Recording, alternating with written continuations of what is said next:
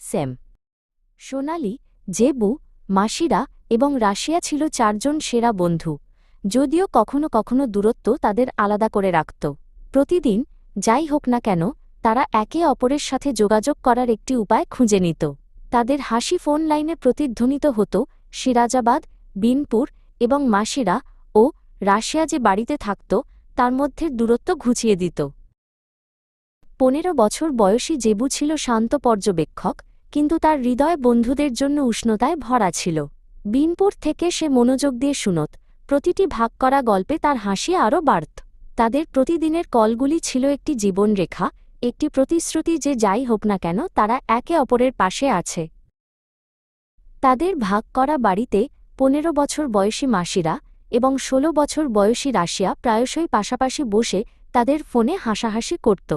মাসিরা তার উষ্ণ বাদামি ত্বক নিয়ে মজার গল্প বলত, যখন রাশিয়া তার আকর্ষণীয় সৌন্দর্য নিয়ে মজাদার মন্তব্য করত। তাদের বন্ধন ছিল ভাগ করা গোপনীয়তা এবং অফুরন্ত সমর্থন দিয়ে বোনা একটি নকশা। তাদের বন্ধুত্ব শুধু তাদের মধ্যেই ছিল না, এটি ছিল একটি ঐতিহ্য। তাদের বাবা মাও ভাইবোনের মতো ছিলেন, তাদের বাড়িগুলি সর্বদা একে অপরের জন্য খোলা থাকত। এই গভীর মূল সম্পর্কটির অর্থ হল, মেয়েরা একটি বিস্তৃত পরিবার নিয়ে বড় হয়েছে, ভালোবাসার একটি নেটওয়ার্ক যা অনেক দূর পর্যন্ত বিস্তৃত ছিল। সোনালি এবং রাশিয়ার প্রেমিক ছিল, যা তাদের জীবনে আরও এক স্তর উত্তেজনা যোগ করেছিল। তারা ডেট এবং স্বপ্নের গল্প ভাগ করত, এবং জেবু ও মাসিরা, যদিও অবিবাহিত ছিল, সমান উৎসাহের সাথে শুনত তাদের উৎসাহিত করত। তাদের সুখ ছিল সংক্রামক, প্রতিটি কথোপকথনে একটি উজ্জ্বল স্ফুলিঙ্গ। রাশিয়া তার উজ্জ্বল হাসি নিয়ে প্রায়শই তার অ্যাডভেঞ্চারের কথা বলত, তার চোখ আনন্দে ঝলমল করত। চার বন্ধু প্রতিটি ছোট বিজয়, প্রতিটি সুখের মুহূর্ত উদযাপন করত, যেন এটি তাদের নিজস্ব। তাদের বন্ধন ছিল আনন্দের একটি কনস্ট্যান্ট উৎস, সাধারণের বিরুদ্ধে একটি ঢাল।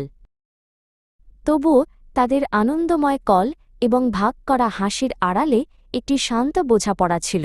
প্রতিটি মেয়ে তার নিজস্ব অব্যক্ত উদ্বেগ, তার নিজস্ব ছোট দুঃখ বহন করত।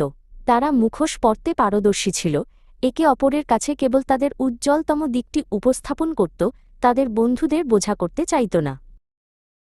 মাসিরা প্রায়শই সবাইকে হাসাত, কখনো কখনো একটি শান্ত ব্যথা অনুভব করত। সে তার বন্ধুদের সুখের গল্প শুনত, তার মুখে একটি হাসি নিয়ে, যখন তার নিজস্ব উদ্বেগের একটি ছোট মেঘ নীরবে তার মধ্যে ভেসে বেড়াত।